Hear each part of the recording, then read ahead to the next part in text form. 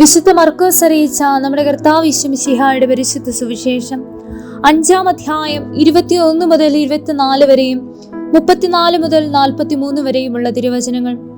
യേശു വീണ്ടും വഞ്ചിയിൽ മറുകരയിലെത്തിയപ്പോൾ ഒരു വലിയ ജനക്കൂട്ടം അവന് ചുറ്റും കൂടി. അവൻ കടൽ തീരത്ത് നിൽക്കുകയായിരുന്നു. അപ്പോൾ സിനഗോഗ് അധികാരികളിൽ ഒരുവനായ ജായറോസ് അവിടെ വന്നു. അവൻ യേശുവിനെ കണ്ട് കാൽക്കൽ വീണപേക്ഷിച്ചു, എന്റെ കൊച്ചുമകൾ മരിക്കാറായി കിടക്കുന്നു. അങ്ങ് വന്ന് അവളുടെ മേൽ കൈകൾ വെച്ച് രോഗം മാറ്റി അവളെ ജീവിപ്പിക്കണമേ. യേശു അവന്റെ കൂടെ പോയി.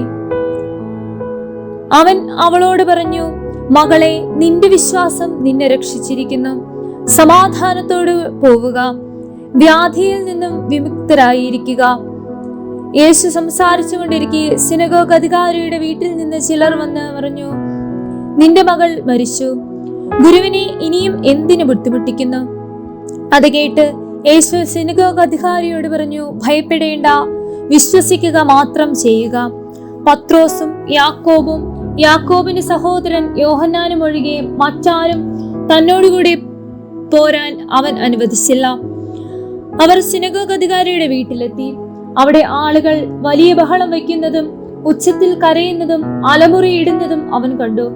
അകത്ത് പ്രവേശിച്ച് അവൻ അവരോട് പറഞ്ഞു, എന്തിനാണ് നിങ്ങൾ ബഹളം വയ്ക്കുന്നതും വിലപിക്കുകയും ചെയ്യുന്നത്? കുട്ടി മരിച്ചിട്ടില്ല, ഉറങ്ങുകയാണ്. അവർ അവനെ പരിഹസിച്ചു.